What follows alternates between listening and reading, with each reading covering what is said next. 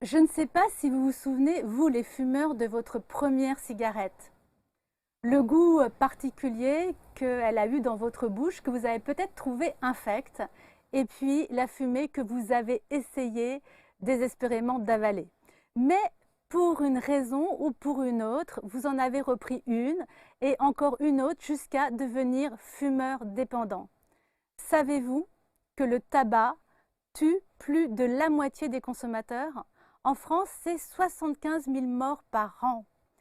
Comment se défaire de la cigarette? Comment en finir avec le tabac et retrouver toute sa liberté? C'est le thème de notre émission d'aujourd'hui. Bienvenue dans les virtuoses de l'hypnose.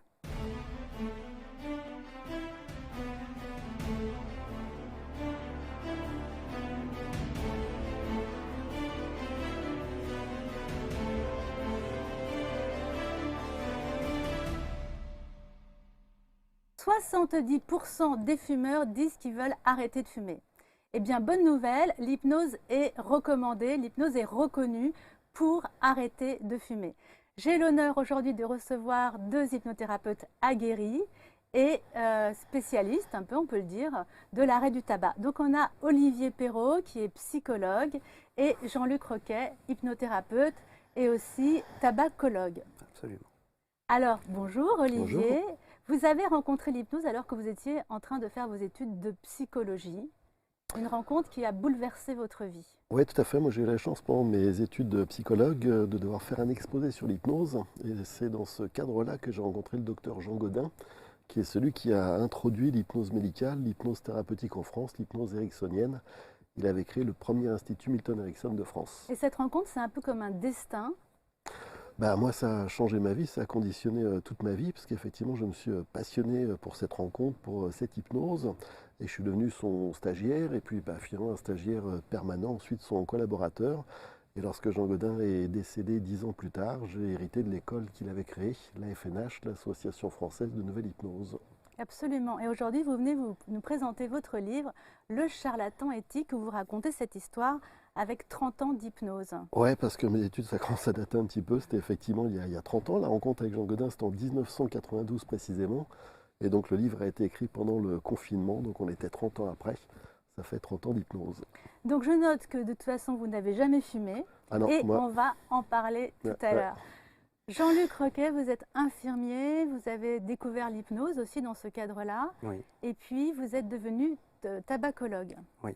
Donc vous êtes un ancien fumeur. Je suis un ancien fumeur et j'ai arrêté de fumer grâce à l'hypnose il y a une quinzaine d'années maintenant. Oui. Et il faut dire que dans votre famille, le tabac s'était un peu transmis. Oui, mon père est mort d'un cancer du fumeur. Il a fumé pendant 40 ans sans jamais s'arrêter. Et la conséquence, comme vous le disiez tout à l'heure, c'est que la moitié des consommateurs de cigarettes finissent par mourir de leur consommation. Ça a Alors, été le cas de mon père. ouais, c'est un truc absolument incroyable parce que quand les fumeurs ils vont finalement à l'extérieur s'en griller une sur le trottoir, on peut enrayer un sur deux en fait, À peu près, oui. à peu près. Ouais, ouais. Mm, mm. Des chiffres qui sont quand même assez. C'est 18 Ah fois ouais, en ouais. fait, ces chiffres-là, c'est 18 fois plus important que les morts sur la route en France. Oui, aujourd'hui largement, parce que mort sur la route, on est à 4 000 à peu près, et le tabac, c'est 75 000 morts par an. Ah oui. 75 000 morts par an, c'est une sacrée ville. Mm, mm, mm. Et donc, Jean-Luc Roquet, dans votre livre, en fait, vous parlez que c'est des morts évitables. Deux. C'est des morts Oui, évitables. C'est à cause de mortalité. on dit que c'est la cause de mortalité évitable la plus importante du monde. Personne ne fumait et il y aurait 6 millions de morts en moins par an dans le monde. D'accord. Une personne qui meurt toutes les 4 secondes, Ouais. toutes les 4 secondes de la cigarette. Alors moi, j'ai appris dans votre livre plein de choses passionnantes. Hypnose et tabacologie, édité aux éditions Satas. C'est là où d'ailleurs j'ai tiré les chiffres de l'introduction de cette émission. Et j'ai appris que fumer, c'était une maladie. C'est une maladie parce que c'est une addiction et que l'addiction c'est une maladie du cerveau, une maladie chronique. Donc oui, on peut considérer le tabagisme comme une maladie chronique. Oui. Mais alors, en fait, du coup, si c'est une maladie et que c'est une addiction, dès qu'on dit addiction, on dit ah bah c'est impossible de s'arrêter puisqu'on est dépendant. Et vous parlez dans votre livre justement du craving. Est-ce que vous pouvez nous expliquer un peu plus ce que c'est? Le craving, c'est un ressenti inconfortable qui est lié au manque de nicotine. Alors, ce n'est pas le cas de tous les fumeurs, hein. les fumeurs ne sont pas égaux par rapport à la dépendance à la nicotine, mais voilà, le craving, c'est quelque chose qui est décrit après quelques heures d'abstinence ou une nuit, qui crée un inconfort physique qui est caractéristique. C'est vraiment le manque physique, physiologique du corps qui réclame sa dose d'une certaine manière. Et le craving, c'est vrai pour toutes les formes d'addiction. Alors, il paraît qu'il y a 3 formes de craving différents. Oui. Il y a le soulagement. Il y a le soulagement, il y a... Alors, qu'est-ce que ça veut dire exactement? Alors, malheureusement, je n'ai pas ça en tête. Je suis désolé. Moi, j'ai noté qu'il y en a 3. Il y a le craving, il y a le côté obsessionnel, c'est-à-dire Ouais. qu'on dit non, il ne faut pas que j'aille prendre une cigarette, et puis on y va quand Il y a même. lutter contre, voilà, ça c'est, on va dire plutôt le craving psychologique, je vais dire ça comme ça. D'accord. Il y a le craving de soulagement qui fait que vraiment le corps manifeste un inconfort physique. Et celui-ci, c'est le craving chimique. Oui. Alors justement, ce que vous proposez, vous, c'est on peut faire de l'hypnose et en même temps avoir des patchs d'ailleurs des patchs, on peut aller voir maintenant depuis quelques années, je crois que c'est de 2016, on peut aller voir son kinésithérapeute, une sage-femme, enfin des professionnels de Oui, les santé. professionnels de santé sont autorisés à prescrire des substituts nicotiniques et en particulier les patchs, c'est ce qui est le plus efficace en cas d'addiction avérée. Encore une fois, tous les fumeurs ne sont pas égaux par rapport à l'addiction. On dit qu'il y a à peu près 50% de personnes dépendantes à la nicotine, 50% qui ne le sont pas. Alors comment on fait pour le savoir? On arrête de fumer pour savoir qu'est-ce qui se passe? Alors déjà, en tout cas dans mes accompagnements, je vais questionner la dépendance, et parce qu'il y a plusieurs formes de dépendance. Il y a la dépendance à la nicotine, il y a la dépendance psychologique et comportementale. Et donc en fonction de la dépendance la plus importante, on va accompagner pour que le sevrage soit confortable. Parce que le risque de rechute, il est induit à l'inconfort, par l'inconfort du sevrage. Dans votre accompagnement, Olivier, qu'est-ce que vous pensez de l'addiction à la nicotine? Est-ce que vous la traitez d'une façon ou d'une autre? Ouais, l'addiction à la nicotine, elle est considérée comme une des plus importantes parmi toutes les drogues qui sont disponibles. Et d'ailleurs, la cigarette, c'est la drogue la plus répandue au monde, même devant l'alcool, ou pas loin à égalité avec l'alcool. On considère que nicotine, c'est encore plus addictif que l'héroïne ou la cocaïne, par exemple. Bon, bah, du coup, on se dit, oh là là, qu'est-ce que ça va être difficile d'arrêter de fumer. Ouais, tout à fait, alors qu'il y a des gens qui vont réussir à arrêter facilement, et on connaît tous quelqu'un qui, un beau matin, fait « Ah, et puis merde, j'en ai marre !» acheter son paquet d'un seul coup, et qui effectivement a réussi à ne jamais y retoucher. Oui. Donc vous, Olivier Perrault, comment vous traitez ça justement? Parce que si la personne, elle a une addiction forte à la nicotine, vous l'encouragez à faire un complément en allant mettre un patch ou quelque chose comme ça? Vous considérez que l'hypnose peut être une solution entièrement complète et qu'il n'y a pas besoin d'autres supports pour en finir avec le tabac? Ça sera différent pour chaque personne à nouveau, mais à l'évidence, oui, l'hypnose est une méthode qui peut suffire par elle-même toute seule. Et j'ai d'ailleurs tendance à conseiller de plutôt essayer avec l'hypnose toute seule, plutôt que prendre des substituts qui peuvent aussi prolonger le contact avec le produit. Ça dépend vraiment de qui on est et de son caractère. C'est l'histoire du sparadrap. Soit j'arrache un grand coup, puis ça couine un peu pendant quelques jours, soit j'arrache, je recolle, j'arrache, je recolle. Ça se fait plus en douceur, mais ça dure plus longtemps aussi. D'accord, très bien. Et en fait, dans votre livre, vous racontez un petit peu des séances pour arrêter de fumer. Vous dites que vous êtes passé, au départ, c'était 6 séances, et puis après, vous êtes passé à 3 séances, et puis après, à une. Oui, c'est-à-dire que c'est vraiment dans ce livre ce que j'explique, c'est que c'est les patients qui nous apprennent notre travail. Et comme moi, j'ai jamais fumé, ben, je parle de quelque chose que je ne connais pas. Et donc, j'ai tâtonné avec les patients. Et au départ, je faisais jusqu'à 6 séances pour que les gens arrêtent de fumer ou pas, parce que ça ne marche pas avec tout le monde. Et puis finalement, en affinant la méthode, bah, c'est descendu à 3 séances. Puis en affinant encore, sur 30 ans, on a le temps de réfléchir. Et en affinant encore, aujourd'hui, c'est une seule séance. Et sur une séance unique, le taux de succès à 2 ans de recul, c'est 50%. Quand je dis ça ne marche pas avec tout le monde, c'est-à-dire que la moitié des fumeurs sont restés non-fumeurs 2 ans après la séance. Et puis bah, malheureusement, la moitié a rechuté. Donc alors, restez avec nous parce que tout à l'heure, vous allez bénéficier de cette séance d'hypnose par Olivier Perrault. Olivier, j'ai l'impression que dans votre méthode, il y a 3 leviers pour arrêter de fumer. La culpabilité, la peur et la fierté. Alors, en quoi la culpabilité peut venir aider la personne fumeur à arrêter de fumer? Je pense qu'un des exemples le plus parlant, c'est surtout par rapport aux enfants. Beaucoup de fumeurs culpabilisent par rapport à leurs enfants, parce que bien sûr, on souhaite tous que nos enfants soient non-fumeurs. Et je pense en partie à une dame qui avait eu des jumeaux.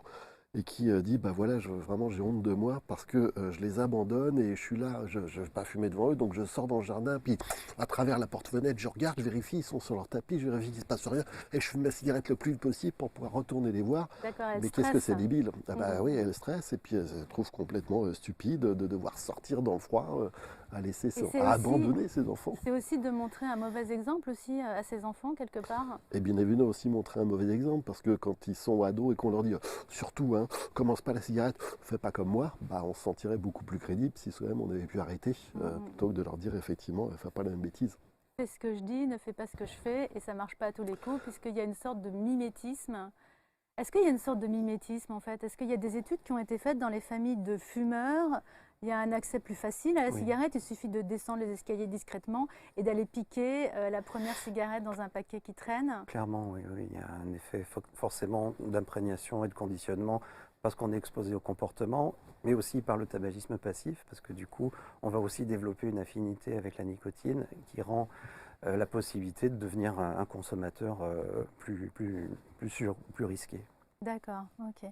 Donc il y a cette culpabilité. Est-ce qu'il y a la culpabilité aussi par rapport à l'argent? Parce que dans votre livre, il y a quand même un passage complètement incroyable. C'est on a le tableau de combien coûte la cigarette et on se rend compte que si on fume depuis 40 ans, on a dépensé 122 000 euros. Donc, et ce tableau est très précis et tient compte en fait de l'évolution du prix de la cigarette, de l'évolution oui, c'est ça, des prix Oui. et du franc et de l'euro, etc. Et on arrive à cette somme-là. Donc il y a tout depuis. Donc là, c'est pour 2 paquets par jour quand même. Alors du coup, pour un paquet, on est à 60. Ben, on n'est pas à la moitié, on est à 60 000 euros. Donc voilà. Donc c'est assez incroyable de se rendre compte qu'on a dépensé tout cet argent ou qu'on va dépenser tout cet argent. Et cet argent qui aurait pu être utile à faire plein d'autres choses.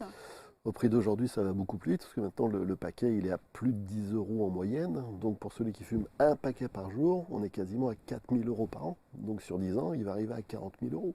Il y avait une histoire d'achat de voiture, je crois. Ouais, moi j'ai un de mes patients qui une fois m'a dit avec tout ce que j'ai fumé, j'aurais pu m'acheter une Porsche. Ah, Et il se trouve que carrément. moi j'ai la chance d'en avoir une. Je lui dis bah oui, moi je fume pas, je l'ai. D'accord. Ça l'a motivé très fort à arrêter. Donc là, c'est pas le levier de la culpabilité, c'est plutôt le levier du désir. C'est-à-dire qu'une fois que j'aurai arrêté de fumer, je vais pouvoir faire des économies, je vais pouvoir faire autre chose de ma vie, je vais pouvoir vivre plus longtemps aussi. C'est une sorte Donc là, ce n'est pas le levier de la culpabilité, c'est plutôt le levier de Des l'espoir. bénéfices, oui. Oui, Des des bénéfices, bénéfices. en fait, en quoi la vie de la personne va être différente et sans doute plus agréable une fois qu'elle sera non fumeuse. Alors, c'est quoi tous ces bénéfices alors? Ah, il y en a plein, hein. En fait, ils sont très très différents d'une personne à l'autre. Et ce que j'aime bien faire justement, c'est aller chercher ça. C'est qu'est-ce qui est important dans la démarche pour la personne. On parlait des enfants, c'est un levier émotionnel très très important, la promesse aux enfants que je vais arrêter de fumer. En tout cas, moi, j'aime bien dire plutôt redevenir non-fumeur qu'arrêter de fumer. Et les enfants, souvent, sont assez, au contraire, ils ont vu des campagnes anti-tabac et ils demandent aux parents, s'il te plaît, arrête de fumer. Oui, oui, c'est vraiment un moteur affectif très, très important. Il y a l'argent, évidemment, il y a la santé, qui est la préoccupation la plus importante, évidemment.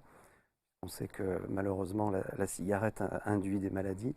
Oui, alors, justement, dans votre livre, il y a la liste de toutes les maladies que l'on risque forcément, s'il y a la moitié des consommateurs qui vont mourir du tabac, il y a la liste des maladies. Et moi, je trouve que cette liste des maladies, elle est quand même assez hallucinante. Alors, elle est où? Est-ce que vous l'avez? Alors, je l'ai, oui. Oui. Alors déjà, il y a les risques de cancer. On focalise beaucoup sur le cancer bronchopulmonaire, mais il faut savoir voilà, que la cigarette est responsable de 17 formes de cancer différentes. C'est considérable que ça touche tous les organes du corps. Donc ça va, cancer de l'utérus, du sein chez la femme, de la prostate, 80% des cancers de la vessie sont induits directement par le tabagisme. Il n'y a pas que les cancers, il y a aussi des maladies chroniques. Dans tous les domaines, le diabète, voilà, il y a une petite Alors moi liste. j'ai vu que ça attaquait le système immunitaire, Oui. le système reproducteur, l'articulation, Oui, les os, alors voilà, cardiovasculaires. polyarthrite rhumatoïde, fracture du col du fémur, ostéoporose, Oui. Risque d'AVC, cataracte. Infertilité, c'est hallucinant. Il y a la liste de toutes les maladies. On peut devenir aveugle. Oui. Alors, du larynx, effectivement, de la bouche. Enfin, voilà, ça donne vraiment pas envie. Mais ça me rappelle un petit peu cette liste de maladies, les images qu'il y a maintenant sur les paquets de cigarettes. Il y a peut-être un effet choquant la première fois qu'on les voit, puis après. Mais il y a un effet d'habituation et les gens se détachent de cet impact. Donc, ça peut avoir un impact immédiat, mais voilà, après les personnes s'habituent à l'image. Il y a un problème un petit peu avec le tabac parce qu'on ne va pas mourir tout de suite. C'est pas comme si on se jetait d'un pont. Il y a un effet de bombe à retardement. Tout à fait, ouais, c'est vraiment la bonne expression, bombe à retardement. Et le souci, c'est que je pense par exemple à une patiente qui a fumé toute sa vie, puis arrivée en retraite, elle a voulu arrêter de fumer, et donc elle a fait sa séance pour arrêter de fumer, et ça a fonctionné. Sauf que quand après elle a été faire des examens, finalement elle avait déjà un cancer, elle n'était pas au courant, mais elle avait déjà un cancer, et clairement lié à la cigarette. Ça ne veut pas dire qu'il faut éviter d'arrêter de fumer pour déclencher son cancer, hein. Mais voilà, chez cette dame-là qui a arrêté de fumer, le mal était déjà fait. Oui, parce qu'un cancer, de toute façon, met plusieurs années aussi à arriver. Plusieurs années à arriver, plusieurs années à évoluer. Mais les jeunes qui fument, ils se disent oh, de toute façon, j'ai le temps. Il y a un côté un peu je repousse à demain, c'est pas important. Pour l'instant, ça me va bien. Il y a un peu un côté procrastination en fait par rapport à ça, où on a le temps d'être vieux en Puis fait. il y a même cette phrase qu'on entend, il faut bien mourir de quelque chose. Mais Oui. voilà, je trouve cette phrase là encore débile parce qu'on a justement suffisamment d'occasions de mourir dans la vie. C'est pas la peine d'en rajouter quelques-unes. Comme on disait avec Jean-Luc, c'est la première cause évitable de mortalité. Si celle-là, on peut l'éviter. Alors justement la peur, parce que donc dans votre méthode, il y a 3 leviers. On a dit la culpabilité, on l'a vu par rapport aux enfants, peut-être aussi par rapport au prix, et puis par rapport à la santé, le fait d'avoir une vie raccourcie, donc par rapport à ses proches. Il y a aussi la peur, donc la peur de tomber malade justement. C'est le plus gros déclic, la peur. Ouais, comme on le disait, quand on est jeune, on n'est pas encore trop concerné par ça, mais la plupart des patients qu'on peut rencontrer, ils ont 40 ans, 50 ans, ça fait 20 ans, 30 ans qu'ils fument, et pardon d'être vous dire, mais ils ont tous la même phrase, il est temps d'arrêter les conneries. Parce qu'effectivement, Alain Carr le dit dans son bouquin, on en parlera certainement plus tard, on ne sait pas quelle est la cigarette qui va nous donner le cancer. Et si on imagine que celle que je vais allumer maintenant, c'est peut-être celle qui va déclencher la maladie, je pense que j'ai une certaine tendance à la remettre dans le paquet. Et donc cette peur de la mort, cette peur de la maladie qui est la motivation principale pour arrêter de fumer bien souvent. Donc du coup, vous faites peur un petit peu, vous en rajoutez un petit peu quand les gens viennent vous voir pour justement faire encore plus peur. Est-ce que c'est une technique Dans motivation la séance qu'on verra tout à l'heure, hein, la partie peur et dégoût sont présentes. Et je suis le premier à rêver d'un monde où on puisse réfléchir et où ce soit l'amour et l'intelligence qui mènent les choses. Mais malheureusement, c'est la peur qui mène les choses. Je prends souvent l'exemple du nombre de morts sur la route, justement. Dans les années 70, il y avait 17 000 morts sur la route. Puis on a demandé aux gens de se responsabiliser. Ça a pris à peu près 30 ans pour qu'on arrive à diminuer le nombre de morts par 2. En demandant aux gens de réfléchir, en disant attention, école, les enfants traversent, etc. Et puis un jour, on a déployé en France, comme dans beaucoup de pays, les radars automatiques. Et les radars automatiques, ils font peur parce qu'on perd des points, on perd de l'argent, et puis il n'y a aucun moyen d'y échapper. Et le jour où on a mis les radars automatiques, et là encore, le nombre de morts a été divisé par 2, mais seulement en 4 ans, au lieu de 30 ans. Donc, Alors, il y a quand même, on tape sur les gens, ça va plus vite. on tape sur les gens, ça va plus vite. Mais en fait, on tape pas mal sur les fumeurs, puisqu'ils n'ont plus le droit de fumer dans les lieux publics, dans les lieux fermés. Donc on tape quand même déjà sur les fumeurs. Alors, est-ce que ces mesures qui ont été prises fait que le nombre de fumeurs a diminué ou pas? Est-ce que c'est efficace?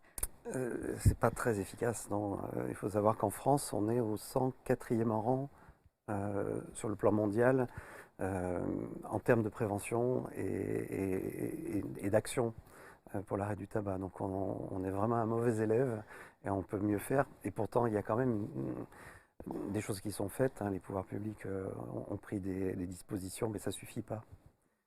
Il y a écrit fumer dessus sur les paquets et en fait...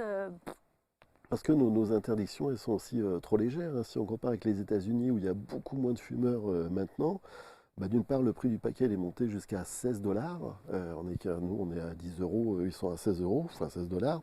Et puis en plus, il y a interdiction de fumer même dans la rue. Donc là-bas aux États-Unis, il y a plein d'endroits où c'est interdit, il reste très peu d'endroits où c'est autorisé. Et toutes ces interdictions ont fini par apporter une efficacité. et puis à changer la mentalité. Avant, on fumait pour être bien vu. Aujourd'hui, fumer, c'est mal vu. Alors il faut dire que peut-être que l'État est intéressé d'une certaine façon. Donc j'apprends toujours ça dans ce livre qui est une véritable mine d'informations, hein, Jean-Luc Roquet, Hypnose et tabacologie, et où vous racontez un peu l'histoire du tabac. Alors on apprend plein de choses, déjà que le tabac ça existe depuis le IIIe siècle après Jésus-Christ, avec les Mayas qui cultivaient cette plante. Oui, et que l'utilisaient à la fois dans leur rituel religieux sous sa forme fumée, et aussi c'était une plante médicinale qu'on utilisait en onguent, en baume, en poudre, en cataplasme, pour soigner les douleurs, couper la faim, diminuer la fatigue. Oui, mais alors Ça avait du plein coup, de vertus. ça a plein de vertus. Alors du coup, le tabac a des vertus ou n'a pas de Alors vertus? à cette époque, on considérait qu'il en avait. Aujourd'hui, on a un point de vue différent parce que la science a évolué, heureusement. Et vous racontez l'histoire que c'est Christophe Colomb qui a ramené les premiers plants de tabac Et au oui, Portugal et en Europe donc. il n'a pas fait que découvrir l'Amérique, il a aussi découvert le tabac qu'il a importé à la cour du Portugal comme un trésor, comme voilà, un médicament.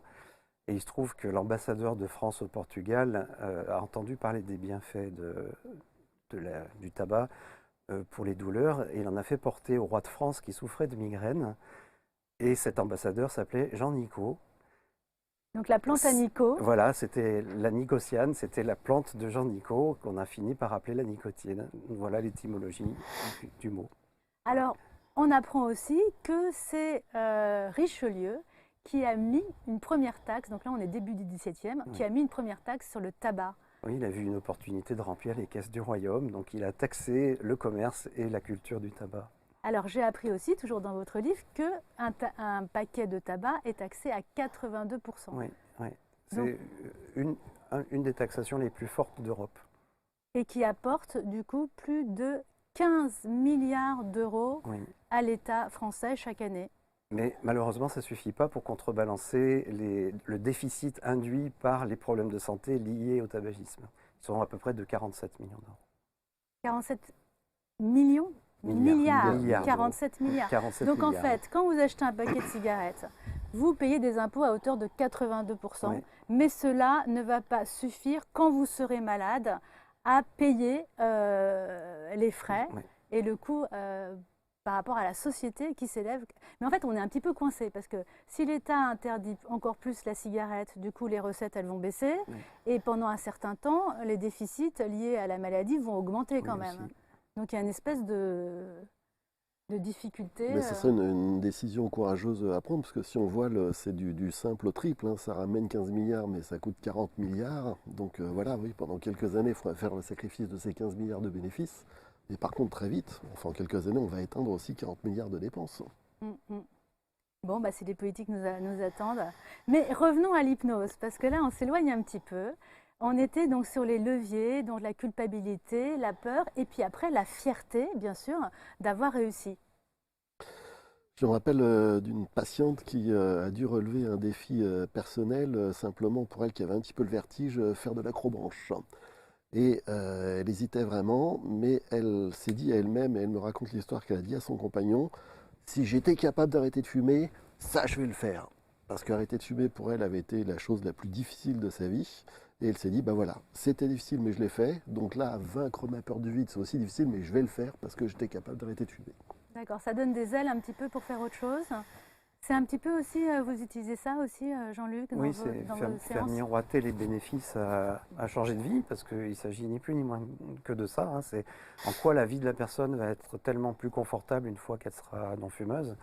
Et donc on va aller chercher tout ce qui est important dans la vie de la personne, hein, pour Moi, j'ai pour vu la ça pas stimuler. mal oui, en séance d'hypnose, effectivement, quand on fait monter l'échelle des valeurs après un arrêt du tabac, qu'on emmène les gens dans le futur et qu'on leur fait explorer le nouveau monde, leur nouveau monde non fumeur. Là, ils deviennent très heureux en fait d'explorer ce monde-là. Et à ce moment-là, au retour de la séance, ils n'en ont plus rien à faire de la cigarette Exactement. par rapport à l'état émotionnel ultra positif qu'ils ont rencontré en hypnose. Oui, oui, c'est comme une prophétie qui va se réaliser. Oui, alors après, ils ont le chemin, quelque part, qui a été tracé. Oui, Et du coup, ils n'ont plus qu'à prendre ce chemin qui a été tracé pendant la séance d'hypnose. absolument. Oui. Donc la fierté, c'est un levier effectivement très important. Donc finalement, plus c'est difficile, et on a expliqué à quel point ça pouvait être difficile parce qu'il peut y avoir des effets d'addiction. Et puis après, il y a toutes les histoires qu'on se raconte de comment la cigarette fait du bien. Et là, Olivier, vous allez nous en parler un peu plus précisément, parce que évidemment, si les personnes fument, c'est bien qu'elles en tirent un espèce de bénéfice, ou peut-être qu'elles se sentent prisonnières aussi de cette cigarette, avec cet effet de craving, ce besoin impérieux d'en reprendre encore une autre. Et d'ailleurs, c'est aussi, je crois, une motivation pour arrêter de fumer, c'est-à-dire qu'on se sent finalement prisonnier de quelque chose.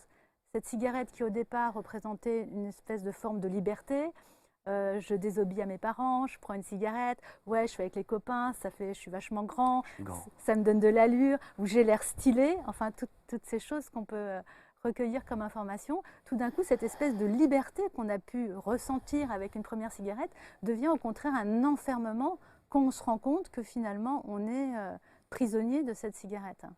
Le côté liberté, enfermement peut aussi créer une motivation.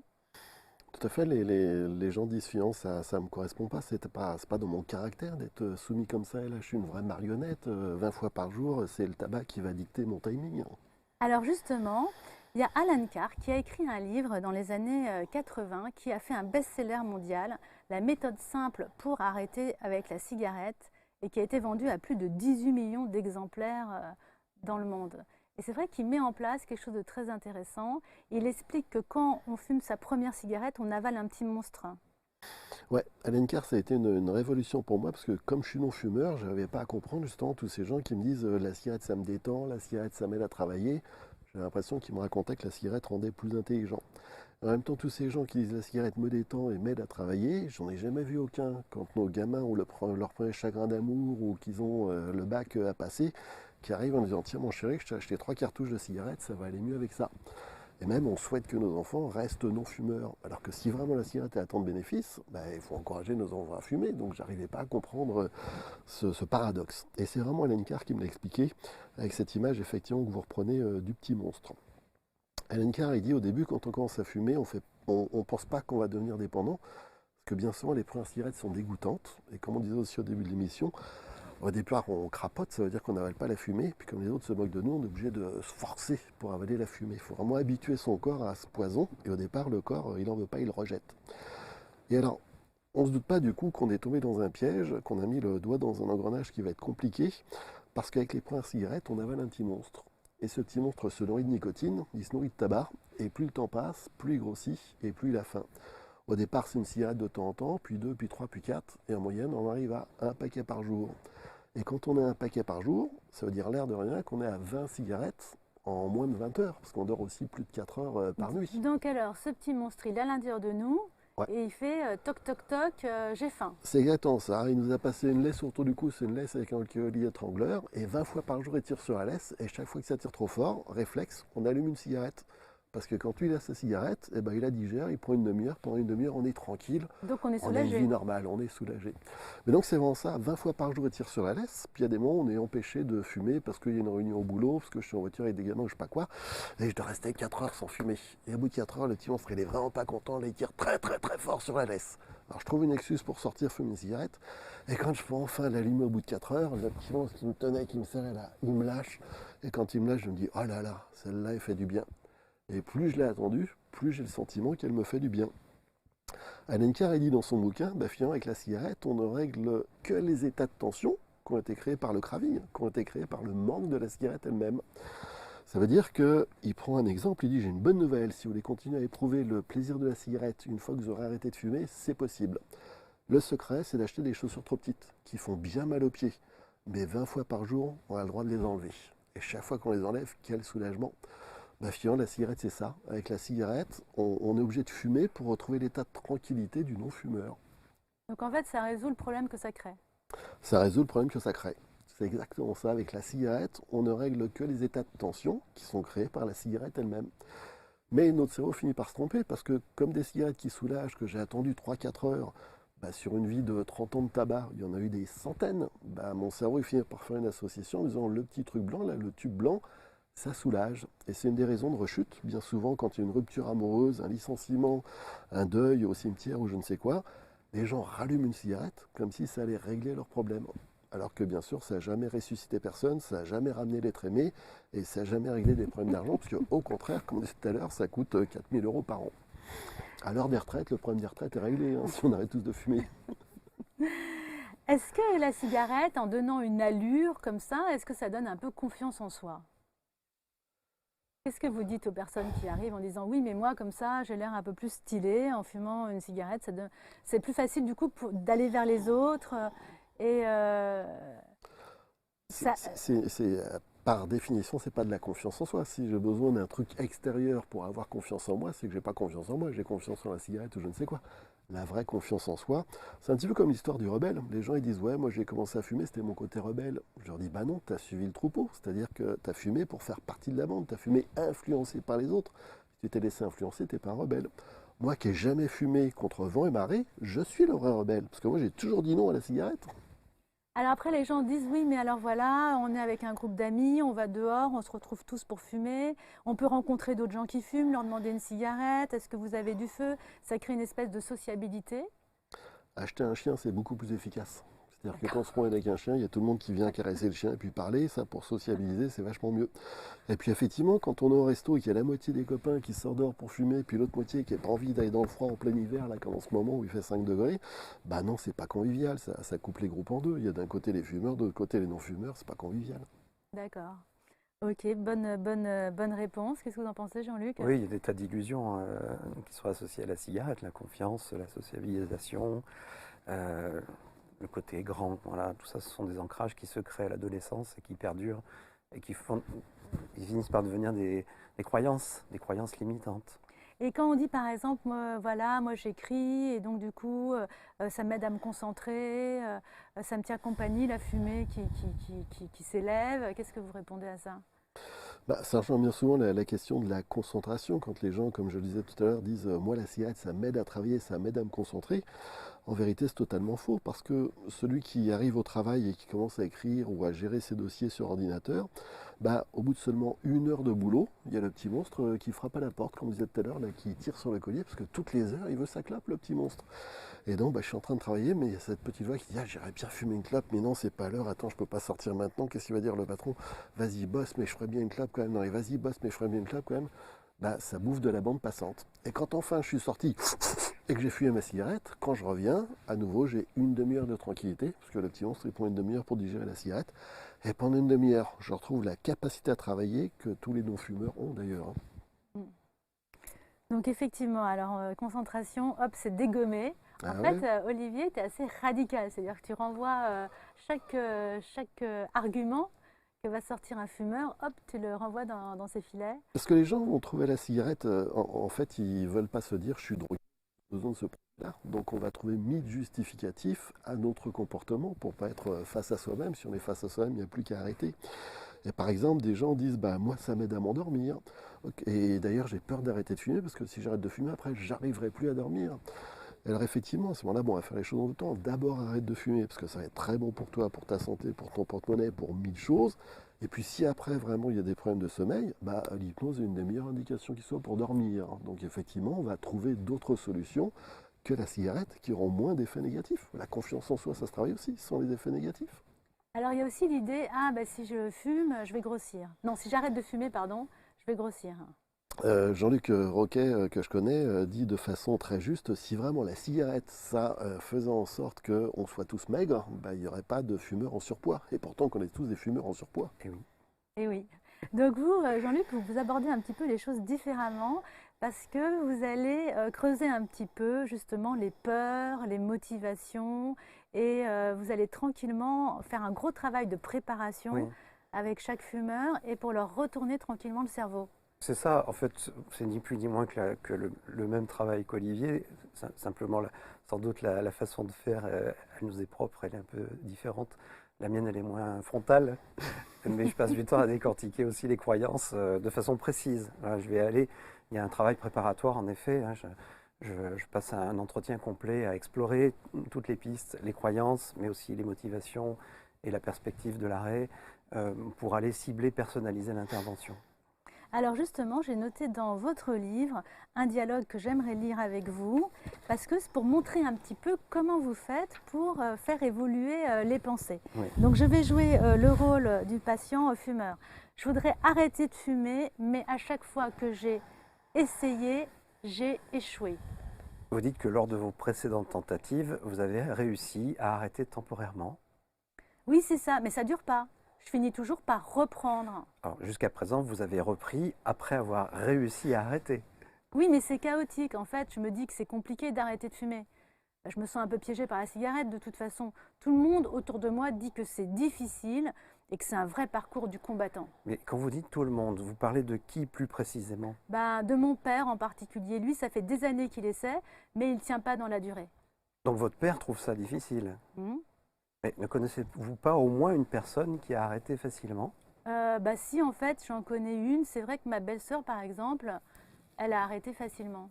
Voilà, une manière simple et facile de retourner le cerveau.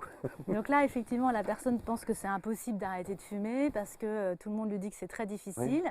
Et simplement en insistant sur des mots, en lui montrant qu'elle a réussi en fait plusieurs fois, puisque comme elle a échoué, donc forcément... Mais en fait, on réussit, tout le monde réussit d'arrêter de fumer entre deux cigarettes. Oui, Oui, c'est ce que disait Oscar Wilde. d'accord, la blague a déjà été faite. Oui. Ok. Et il peut y avoir quand même, indépendamment des justifications qu'on peut apporter à l'idée de fumer, des bienfaits qu'on peut ressentir, etc., il peut y avoir quand même des nœuds psycho-affectifs un peu plus difficiles à dénouer pour un hypnothérapeute. Par exemple, une personne qui finalement, quand on s'intéresse sur l'utilité de à quoi ça sert la cigarette, elle se rend compte que c'est une manière d'être en lien, par exemple, avec son père ou son grand-père qui Oui. était très fumeur. Oui. Comment vous abordez les choses? Alors oui, ça c'est le travail de thérapie de fond. Évidemment, il faut, enfin, en tout cas dans mon approche, j'essaye d'aller creuser quand ça s'avère nécessaire. Là, on peut citer un exemple d'un jeune homme qui avait été élevé par son grand-père qui était buraliste. Donc il avait toujours baigné dans cette ambiance-là. Et le grand-père était mort quelques années avant qu'il fasse la démarche d'arrêt. Et il s'était rendu compte que ça le rendait très, très triste parce qu'il avait l'impression, en arrêtant de fumer, de trahir son grand-père. Donc là, on a fait un travail purement thérapeutique dans un premier temps. Et ensuite, il a pu arrêter de fumer. Oui, il peut y avoir plusieurs comme ça, histoires liées à l'action de prendre une cigarette, de fumer, indépendamment de toutes les justifications qu'on peut apporter en disant ça me fait du bien, ça me déstresse. Oui, c'est le lien affectif, en fait, l'histoire familiale, souvent très ancrée dans l'inconscient collectif des fumeurs. Et encore une fois, avec mon approche frontale, j'aurais rencontré ce patient-là, je lui dirais, mais imaginons que ton grand-père soit assis là à côté de nous. Est-ce que tu penses que vraiment il serait très heureux que par fidélité, tu accélères l'heure de ta mort grâce au tabac? Non, je pense que ton grand-père n'a pas envie que tu meurs, et encore moins que tu meurs du tabac. Et donc, comment est-ce que tu vas pouvoir être fidèle à ce grand-père et à l'amour qu'il te portait d'une manière qui fasse moins de mal à tout le monde? C'est bien ça. C'est des recadrages. C'est des recadrages. Donc par le dialogue, retourner le cerveau des gens qui arrivent, on peut dire ça comme ça? Ils ont le cerveau qui est retourné par la cigarette surtout. Donc moi je dis qu'on va plutôt leur remettre leur cerveau à l'endroit plutôt que leur retourner le cerveau, les déshypnotiser de la cigarette. C'est ce que j'allais dire. Donc déshypnotiser. Ouais. Il y a d'autres, il y a la façon de faire, il y a aussi d'autres façons de faire. Vous utilisez aussi la programmation neurolinguistique parfois pour accompagner les personnes. Oui. Je leur demande de faire des petites expériences, c'est à ça que vous faites référence? Oui, alors justement, c'est notre moment qui s'appelle le Tip Top, où c'est Jean-Luc qui va nous donner des astuces, même sans hypnose en fait, pour commencer à construire une autre relation avec la cigarette. On lance le Tip Top. Alors la première expérience qu'on peut faire très facilement quand on est fumeur, c'est de changer de main pour tenir la cigarette. Parce que ça va obliger à remettre un peu plus de conscience dans un comportement qui est automatisé depuis longtemps. Et donc ça va induire quelque chose comme une transformation des habitudes. Donc c'est une première façon de commencer à se détacher du comportement. La deuxième, c'est choisir une cigarette importante de la journée. Quand je dis importante, ça peut être agréable, ça peut être utile, ça peut être confortable. Et cette cigarette-là, on va au moment où on s'apprête à la fumer, retarder l'allumage de la cigarette de 10 minutes. Pendant 10 minutes, on fait ce qu'on veut, soit on regarde la montre, soit on fait autre chose. Et du coup, on fait l'expérience qu'on peut tout à fait facilement différer une envie de cigarette, voire même la faire disparaître complètement. Donc c'est une manière de reprendre le contrôle quelque part Oui, en se rendant compte qu'on a le contrôle là. absolument, oui. Mais si le craving est très important alors. Ah, alors si le craving est très important, on a une solution. On peut faire appel à la nicotine en patch. Mais d'un autre côté, si on sait qu'on va avoir cette cigarette dans 10 minutes, c'est-à-dire qu'elle n'est pas interdite en fait. Elle n'est pas interdite. Et c'est ça justement, ça, on va dire en thérapie hypnostratégique, celle que j'utilise majoritairement, c'est faire des expériences un petit peu sans aller jusqu'à l'inconfort. C'est-à-dire, on sait que c'est possible. Si jamais vraiment cette envie perdure, je peux toujours la consommer. De temps en temps, il y a Ericsson qui faisait, d'ailleurs vous êtes Olivier avec cette chemise violette, qui fait quand même une référence à Milton Erickson. Erickson avait une maladie orpheline de la vision qui fait qu'il ne percevait pas les couleurs. Et la seule couleur qu'il arrivait à voir, c'était le violet, le pourpre. Et donc lui-même portait des costumes violets, des chemises violettes, des cravates violettes. J'ai été visiter le musée Ericsson, on voit la garde-robe violette d'Ericsson. Et donc voilà, en son honneur et en son hommage, j'ai porté cette chemise violette aujourd'hui. Vous faites beaucoup d'hommages dans sa vie, puisque vous avez donc été à Phoenix voir le musée, et puis vous avez dirigé aussi la revue Phoenix. Ouais, tout à fait. Phoenix, c'est une revue qui avait été créée par Patrick Bellet et Jean Godin, qui a pris donc le nom de Phoenix parce que c'est la ville où Ericsson a œuvré principalement et où il est mort. Et donc effectivement, j'ai eu la chance de diriger cette revue Phoenix sur les 20 derniers numéros. Elle est parue pendant 40 numéros et elle est aujourd'hui finie. Mais donc la moitié de la vie de Phoenix, j'ai été son rédacteur en chef. Alors Ericsson donnait aussi un conseil, je crois, pour aider les fumeurs à arrêter de fumer, de rendre difficile l'accès. C'est ce qu'on appelle les thérapies ordaliques. On va faire en sorte que la solution devienne pire que le problème. Et du coup, pour éviter la solution, on abandonne le problème. C'est une stratégie particulière. Et effectivement, Ericsson proposait aux fumeurs de mettre par exemple le paquet de cigarettes au grenier, mais les allumettes ou le briquet à la cave. Et donc, il fallait à chaque fois faire le parcours du grenier à la cave pour allumer une cigarette. On y réfléchit à 2 fois avant de l'allumer. D'accord, donc c'est c'est quand on a d'un côté on veut fumer puisqu'on veut et de l'autre côté on veut pas en fait. Il y a une espèce de conflit intérieur parce que pour arriver à aller mettre le paquet en haut et les allumettes à la cave, on est bien en contact avec cette partie de nous qui veut arrêter de fumer et puis quand l'autre partie va se manifester, du coup elle va quand même aller. Enfin, c'est un peu plus compliqué. Qu'est-ce qui se passe? Il y a quand même cette division intérieure. Moi, je pense que ça évite surtout les cigarettes automatiques parce que celui qui fume un paquet par jour, quand on lui demande mais il y a combien de cigarettes plaisir vraiment chaque jour, ben, il y en a 4. La première du matin, puis les 3 avec le repas, le café ou je ne sais quoi. Mais les 15 autres, pourquoi tu les fumes? Oh, ben, c'est machinal, c'est automatique. Et donc ça va éviter toutes ces cigarettes automatiques. On peut faire plus simple, simplement en demandant aux gens de mettre des élastiques autour de leur paquet ou de faire un nœud autour du paquet. Chaque fois que je veux fumer, je suis obligé de défaire le nœud. Et du coup, je me pose la question, bon, je la veux vraiment, j'en ai vraiment besoin ou pas? Je vais partir sur une idée, je ne sais plus. Elle va revenir, ça permet Ouais, ça va justement, revenir. ça permet d'illustrer le fonctionnement de l'inconscient parce que c'est vraiment les exemples que je donne pour expliquer c'est quoi l'hypnose. Je dis finalement faire de l'hypnose, c'est stimuler notre inconscient parce que notre inconscient on voit comme quelque chose de positif. Et un des exemples c'est le suivant, c'est qu'on dit que la nuit porte conseil, on va trouver des solutions pendant la nuit.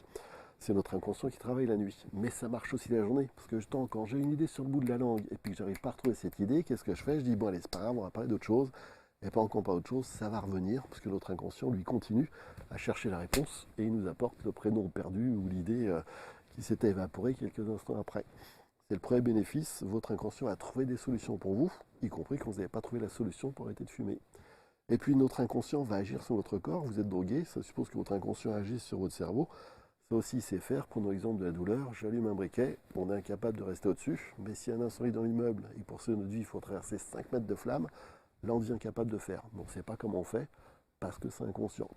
Et troisième et dernier exemple lié au tabac sur cet inconscient positif, c'est que notre inconscient automatise tous nos apprentissages. Quand on apprend à faire du vélo, on dit le vélo, ça s'oublie jamais parce que c'est inconscient. Apprendre à lire, à écrire ou à conduire la voiture, c'est la même chose. Aujourd'hui, on conduit la voiture sans réfléchir, comme des petits robots, comme si on avait toujours su conduire, alors que non, c'est pas vrai. On a appris. Et une dame qui avait fumé toute sa vie m'a dit, mais vous savez, si ça marche votre truc et que j'arrête de fumer, Ça va être bizarre parce que moi, Nicole, non fumeuse, bah, cette fille, je la connais pas. J'ai fumé toute ma vie. Et la dernière fois que j'étais non fumeuse, j'avais 14 ans. La peur de Alors Nicole, l'inconnu. adulte, je ne sais pas qui c'est. Eh ben, bonne nouvelle, grâce à l'hypnose, vous allez accélérer cet apprentissage. C'est quoi une vie d'adulte non fumeur? Parce que votre inconscient participe à tous vos apprentissages. Et à chaque patient qui va faire de l'hypnose, j'explique ces trois métaphores. Votre inconscient trouve des solutions pour vous, votre inconscient agit sur votre corps, et votre inconscient va être capable d'accélérer cet apprentissage de c'est quoi une vie d'adulte non fumeur, c'est quoi un café sans cigarette, etc. Donc c'est un petit peu une espèce de pré-talk, c'est-à-dire d'expliquer un petit peu ce que c'est que l'hypnose. Oui, tout à fait. On n'aura pas ça dans les 12 minutes de tout à l'heure, mais avant de démarrer la séance d'hypnose par elle-même, j'ai expliqué aux patients c'est quoi l'hypnose, parce qu'ils ont tellement vu Mesmer à la télé que certains vont imaginer que je vais faire abracadabra et puis qu'ils seront devenus non-fumeurs. Alors c'est quoi l'hypnose, Olivier? Bah, l'hypnose, c'est ça. Vraiment, l'hypnose, c'est stimuler notre inconscient. Et pour stimuler notre inconscient, on n'a pas besoin d'être endormi, on n'a pas besoin d'être inconscient. Il y a des gens qui vont vivre l'hypnose de façon très profonde, on a l'impression de se rappeler de rien et de ne pas avoir vu la séance passer. Et d'autres qui sont très présents et qui ont plein le petit inspecteur intérieur, là, la tour de contrôle qui est bien, bien réveillé. Et pour autant, les deux vont être en hypnose, parce que le but du jeu, c'est que chacun fasse bosser son inconscient, cet inconscient positif, qui est vraiment l'héritage d'Erickson. C'est Erickson qui nous parle de cet inconscient-là. Alors du coup, quelque chose à rajouter, Jean-Luc, Ah, j'aurais là-dessus? pas dit mieux. Très bien. Je suis tout oui. Alors on se prépare pour le moment d'hypnose. Donc c'est le moment, hein, si vous voulez arrêter de fumer, comment dire, ne faites pas autre chose que cette séance, ne conduisez pas votre voiture, mettez-vous dans un endroit calme et c'est parti avec le générique.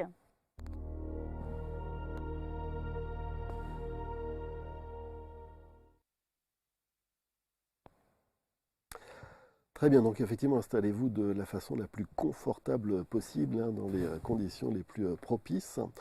Et puis je vais simplement vous proposer de laisser vos yeux se fermer. Le simple fait de fermer les yeux, ça permet déjà de s'intérioriser, de se mettre dans sa bulle personnelle en quelque sorte. Et puis dans un second temps, vous allez vous intéresser à votre respiration. Et pour ça, on va faire très simple, vous allez faire comme si vous cherchiez à apprécier un parfum, à apprécier une odeur. Imaginez un bouquet de fleurs et vous cherchez à respirer le parfum naturel de ces fleurs. Parce que dès qu'on joue le jeu, dès qu'on cherche à apprécier un parfum, bah aussitôt, on a une respiration plus profonde, plus complète. Voilà, c'est très très très bien. Et vous allez maintenant pouvoir prêter attention au mouvement de votre respiration et sentir encore mieux comment le corps se gonfle et se dégonfle à chaque respiration. Et j'aime bien comparer les mouvements de la respiration avec les mouvements des vagues. Ça se gonfle et ça se dégonfle, ça monte et ça descend. Et vous allez pouvoir vous laisser bercer par ma voix et vous laisser bercer par vos vagues de respiration. Et à chaque mouvement de respiration, à chaque bercement, être encore plus profondément détendu en dedans nous. Et on peut aller plus loin dans cette comparaison entre les vagues et la respiration. Visualisez maintenant, représentez-vous maintenant le parcours de l'air dans votre corps à chaque respiration.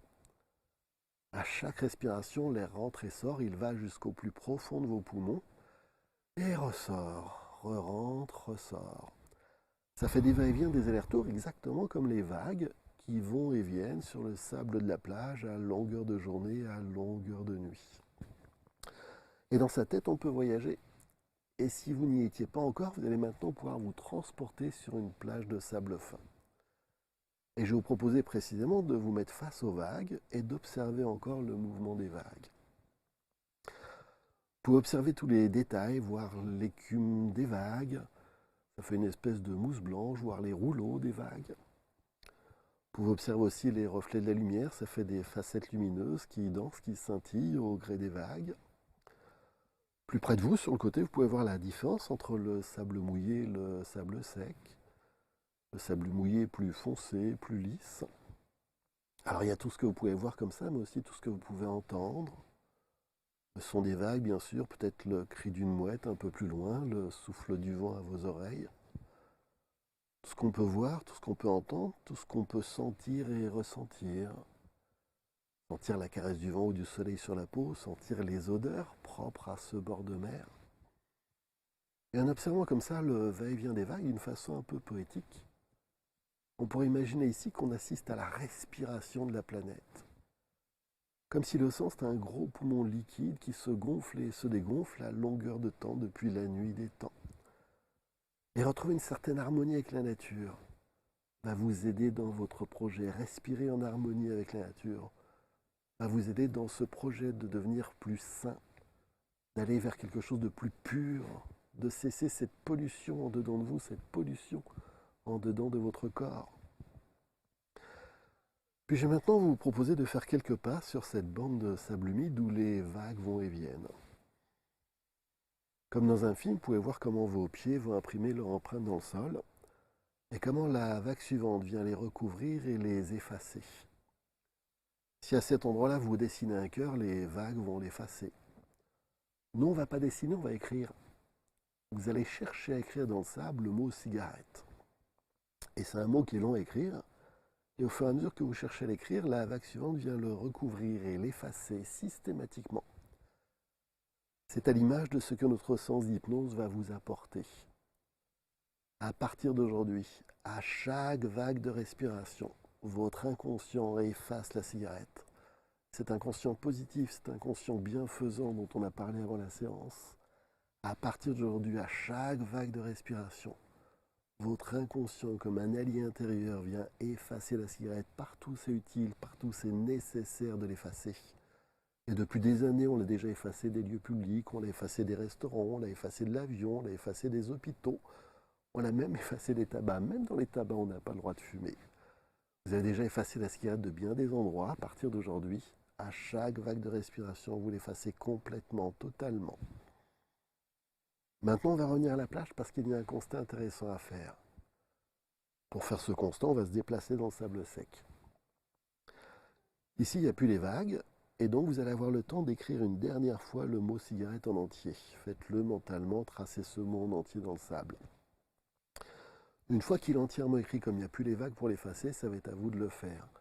Mais là, on va le faire tout doucement, lettre par lettre, en commençant seulement par la première lettre. Juste le C pour l'instant. Vous bougez le sable avec la main, le pied, peu importe, et vous vous appliquez et vous vous impliquez dans ce que vous faites. C'est comme un rituel, c'est comme une cérémonie. Effacez cette première lettre, ce C totalement. Ensuite, et pas plus vite que ça, on efface le I, la deuxième lettre. Et vous pensez au point, on efface le point sur les I. Et toujours aussi tranquillement, on efface la troisième lettre, on efface le G. Mais quand vous avez effacé ces trois premières lettres, vous faites un arrêt sur image et vous amusez à lire ce qui reste écrit dans le sable. Curieusement, ça se lit arrête. Ça se prononce arrête. Et c'est peut-être la première fois de votre vie que vous réalisez cette espèce d'ironie du sort dans le mot cigarette. Depuis toujours, on entend arrête, arrête. Comme si dès la première cigarette, vous saviez ce qu'il y a à faire. Cette idée arrête, il y a longtemps qu'elle vous accompagne. Peut-être même vous avez déjà fait plusieurs essais, plusieurs tentatives. Aujourd'hui, on va en faire une réalité. Et à chaque fois que quelqu'un vous proposera une cigarette, ou à chaque fois que la vie vous proposera une cigarette, vous entendrez cette petite voix intérieure qui dit arrête, arrête, arrête. Pour en faire une réalité, on va stimuler encore davantage cet inconscient. Et cet inconscient positif agit comme l'instinct des animaux. D'ailleurs, c'est en quelque sorte votre instinct de survie qui vous amène ici. Éviter les maladies, éviter les problèmes. Dans la nature, les animaux ont un instinct de survie développé, tempête ou tremblement de terre, ils sont au courant avant nous. Et vous les voyez systématiquement renifler la nourriture pour éviter de s'empoisonner. Et logiquement, en quelque sorte, on fait comme eux. Si un jour dans votre frigo, il y a un aliment pourri qui a tourné, qui a un sale goût, une sale odeur, qui a pris une drôle de couleur, un drôle d'aspect, alors vous allez vous méfier, préférer le jeter plutôt que risquer de vous empoisonner ou d'empoisonner les enfants. Et les premières cigarettes étaient dégueulasses. Vous n'avaliez même pas la fumée. Mais à l'époque, au lieu d'écouter votre corps, au lieu d'écouter votre instinct, vous avez préféré écouter les copains, vous vouliez faire partie de la bande, vous vouliez faire le grand, faire l'adulte. Aujourd'hui, on va réveiller votre instinct, on va réveiller le dégoût pour la cigarette. Et facile à faire, désagréable mais facile à faire. Imaginez simplement votre consommation annuelle quand on est à un paquet de cigarettes par jour.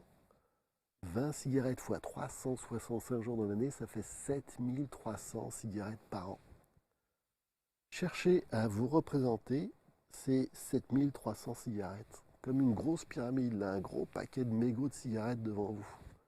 Votre cerveau a même du mal à imaginer la place que ça prend, la hauteur que ça prend cette pyramide, l'odeur que ça dégage. Et avec tout le respect que je vous dois, le gros cendrier rempli de 7300 mégots, c'est votre corps. Parce que ces 7300 mégots, ils sont passés par vos poumons. Alors prenez le temps maintenant de faire ce que vous ne faites jamais, de visualiser le mal que vous faites à votre corps. Imaginez vos poumons par lesquels sont passés ces 7300 mégots. Si moi je les visualise, je les imagine tout noirs, tout sales, comme l'intérieur de ma cheminée où dès qu'on met les mains dedans, on garde la cendre de la suie collée. Ou encore j'ai l'image de ces troncs d'arbres encore debout mais pris dans un incendie, encore debout mais calcinés, devenus charbon de bois. Ou encore l'image de ces pauvres oiseaux pris dans la marée noire, avec les deux ailes qui dégoulinent de pétrole, de goudron, dont on ne sait quel produit, encore vivants mais comme vous, privés de leur liberté. Et si honnêtement vous imaginez ces deux blocs noircis en haut de votre corps, alors aussitôt vous allez sentir que votre corps se rebelle, que ça renvoie des sensations désagréables. Ça c'est pour le goudron, mais aussi la nicotine, cette espèce de vernis jaune-marron qui fait que les vieux fumeurs ont les moustaches toutes marron, les ongles tout marron. Cette nicotine, elle vient boucher vos veines, boucher vos artères. Elle oblige votre cœur à battre plus vite, plus fort pour pousser dans les tuyaux rétrécis, dans les tuyaux bouchés, un sang appauvri en oxygène. Et c'est pour ça que vous vieillissez prématurément, que vous abîmez votre corps.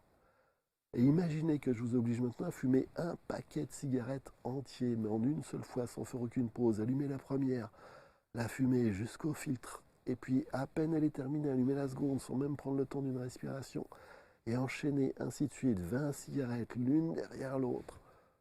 Même pour la pire soirée de votre vie, vous n'avez jamais fait ça parce que ça cogne dans la tête, ça fait mal au crâne, ça fait des tachycardies, ça accélère le cœur, ça laisse un goût infâme dans la bouche, ça brûle la gorge.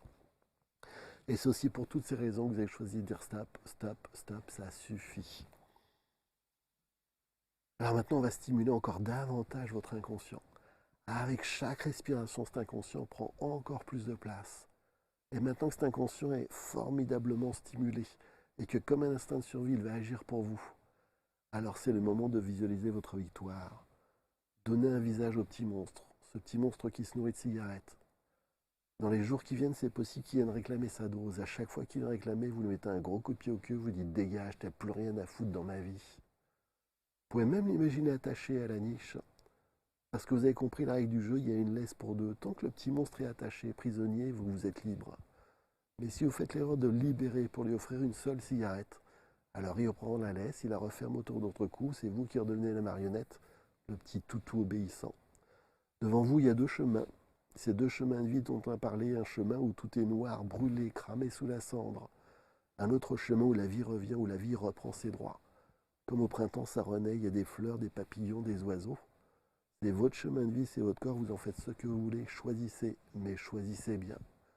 Et la plupart du temps, sur ce chemin, on n'est pas tout seul, on emmène avec nous nos enfants, les gens qu'on aime. Choisissez le chemin que vous souhaitez pour l'avenir et votre inconscient va vous aider. Et visualisez votre victoire pleine et entière. Aujourd'hui, c'est le premier jour du reste de votre vie. Une vie totalement différente, libérée, délivrée. Visualisez qu'est-ce que c'est qu'un repas sans cigarette. Qu'est-ce que c'est qu'une journée sans cigarette. Et à chaque jour et à chaque semaine qui passe en étant libéré, délivré, vous augmentez votre confiance en vous. Arrêtez de fumer, vous vous apportez bien plus que ce que vous croyez. Des économies d'argent, des économies de santé, mais aussi une plus grande confiance en vous, une plus grande intégrité. Ça va améliorer le teint de votre peau, ça va améliorer vos dents, ça va améliorer plein de choses en dedans de vous. Visualisez votre nouvelle vie libérée de ce petit monde, visualisez tout ce que vous avez à gagner. 4 000 € sur un an, ça fait un tour du monde ou ce que vous voudrez. Aujourd'hui, c'est le premier jour du reste de votre vie, le tabac c'est fini, vous mettez les points sur les i. Visualisez votre victoire sur le long terme, à une semaine, à un mois, à un an, à 2 ans, à 3 ans, à 10 ans. Parce que la bonne nouvelle, c'est qu'en plus, arrêter de fumer va augmenter votre durée de vie, votre autonomie. Savoir si dans 20 ans, vous serez là pour aider encore vos enfants et vos petits-enfants, ça se décide aujourd'hui. Le tabac, c'est fini et vous pourrez vous choisir un ancrage comme serrer le poing à chaque fois que vous avez besoin de dire au petit monstre, mais dégage, dégage, t'as plus rien à faire dans ma vie. Tu n'abîmeras plus ma vie ni celle de mes enfants. Visualisez votre victoire pleine et entière. Le tabac, c'est fini définitivement, totalement, pour toujours. Et quand le tabac s'en va, quand le rideau de fumée s'en va, vous prenez toute votre place. Sentez ce sourire naître sur vos lèvres, à ressentir ce plaisir d'être déjà libre maintenant. Votre vie et ce que vous allez en faire, c'est vous le patron maintenant, c'est vous qui décidez.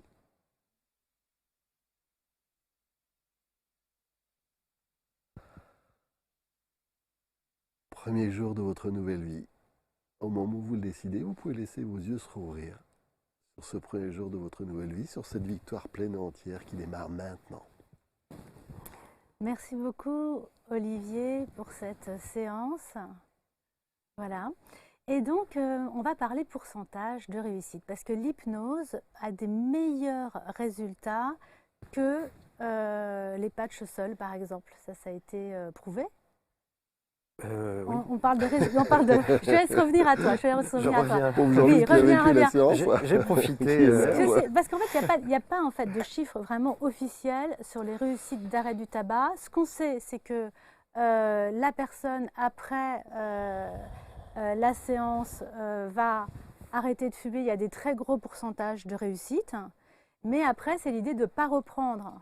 Et donc, du coup, avec ce petit monstre, il y a quand même l'idée que les gens qui sont fumeurs ont avalé le petit monstre et la seule solution, finalement, c'est de le laisser entrer en hibernation, c'est-à-dire qu'il ne faut pas en reprendre une seule, en fait. Ce que je dis aux patients, c'est qu'il y a deux choses à se faire sur le petit monstre. La première, c'est qu'il se moque de nous, il ne nous rend pas service, comme on a dit tout à l'heure. Et la deuxième, c'est qu'il ne va jamais mourir. Hypnose ou pas hypnose, il ne va jamais mourir. Donc il faut vraiment se tenir le même discours que les alcooliques anonymes, qui disent par exemple Olivier, alcoolique, abstinent depuis 20 ans. Ah bah si t'es abstinent depuis 20 ans, t'es plus alcoolique. Si, justement, parce que le petit monstre, parce que c'est la même chose pour l'alcool, hein, le petit monstre il est là, hein. Le petit monstre il est toujours là, et si je fais l'erreur de reboire, je vais replonger. Avec la cigarette, c'est encore plus vrai qu'avec l'alcool. Si on reprend une seule cigarette, même 20 ans après, on risque de replonger, parce qu'aussitôt, le petit monstre il se réveille et il sort de sa boîte. Le gros danger, c'est finalement, on a arrêté de fumer depuis 2-3 ans, et puis on a une grosse émotion, et alors les gens qui ont repris, je disais tout à l'heure 50% d'échecs, il y en a beaucoup qui reviennent en disant bah, ça a marché votre truc, j'ai arrêté de fumer un an puis j'ai repris. Ils ont tous la même phrase, j'ai repris bêtement. Phrase qui me fait toujours rire parce que je vois pas comment est-ce qu'on pourrait reprendre intelligemment au passage. Mais donc j'ai repris bêtement, c'est soit parce qu'il y a eu un deuil, un licenciement, un chagrin d'amour comme vous disait tout à l'heure, soit parce qu'au contraire c'est la soirée festive et le gros problème c'est l'excès de confiance en soi. Il y a un an que je fume plus, ça a été facile avec l'hypnose, aujourd'hui je gère. Allez, j'en reprends une, juste une. Et tous se font avoir parce que bah non, c'est pas juste une. On en prend une, puis deux, puis trois, puis quatre, puis 12. Vous suivez, vous, les personnes à long terme, c'est-à-dire que non seulement il y a cet arrêt du tabac, mais vous suivez ce que vous appelez le sevrage? Oui, c'est-à-dire je vais accompagner sur 6 mois à peu près, prendre régulièrement des nouvelles des gens, savoir voilà, comment ils vivent leur nouvel état de non-fumeur. On peut dire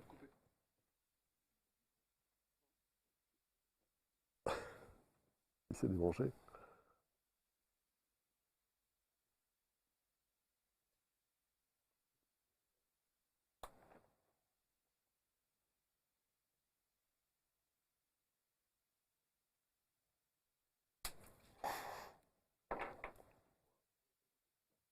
Oui. Oui. C'est quoi ma question? C'était sur le sevrage. Du coup, je dis oui, toi, Jean-Luc, tu accompagnes plus longtemps. Voilà, ça. Et puis, en fait, je ne vais pas faire venir sur le canapé, on va le faire comme ça, du coup, hein, Marc, où c'est qu'on vous retrouve. Là, on fait juste ça, et puis après, où on peut vous retrouver? merci.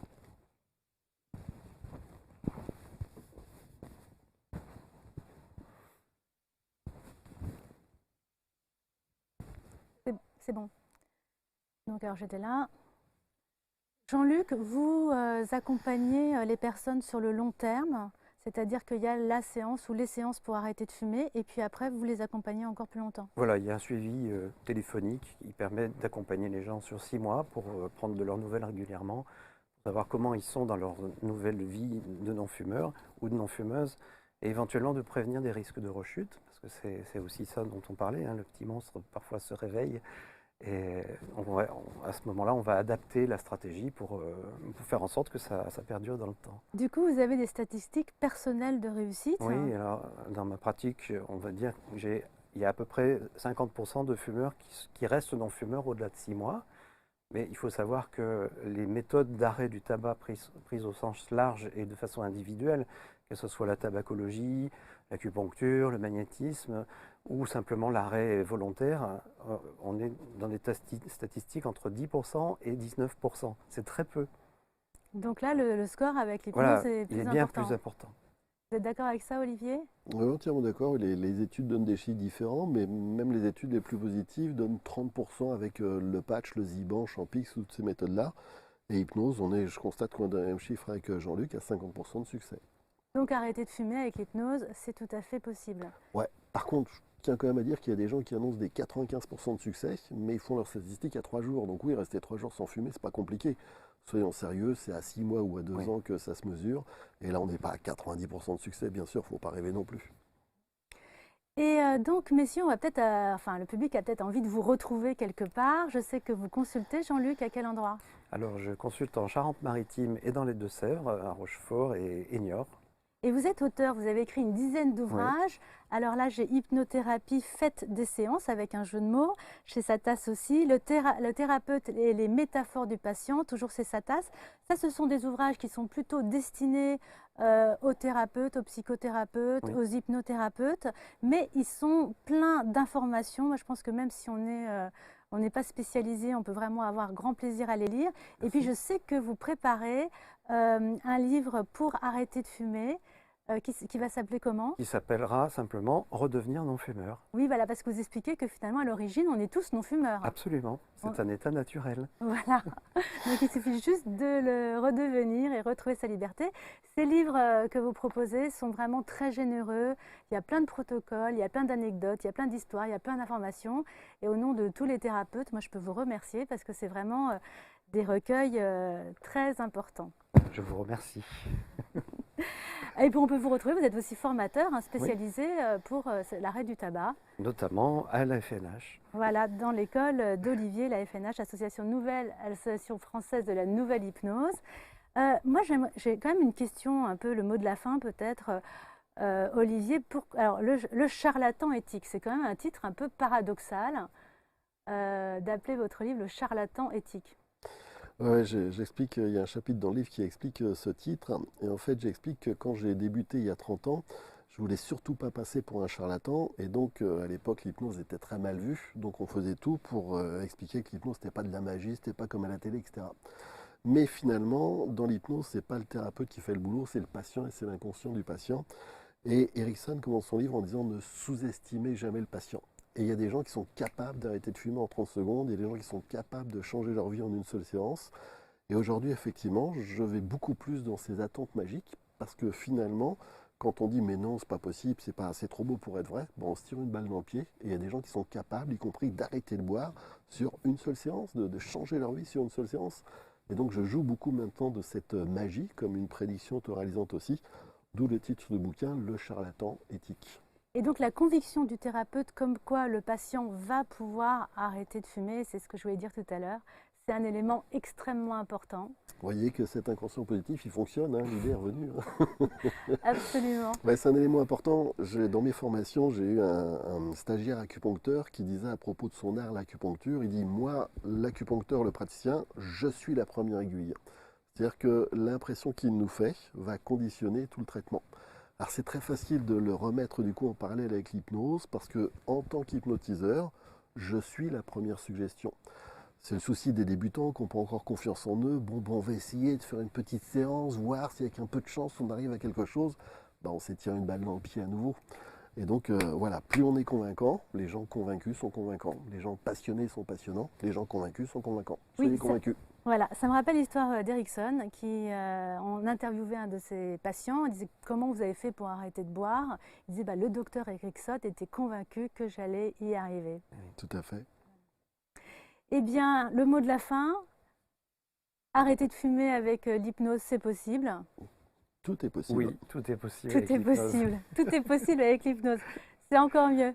Eh bien, c'est la fin de notre émission. À la prochaine. Merci.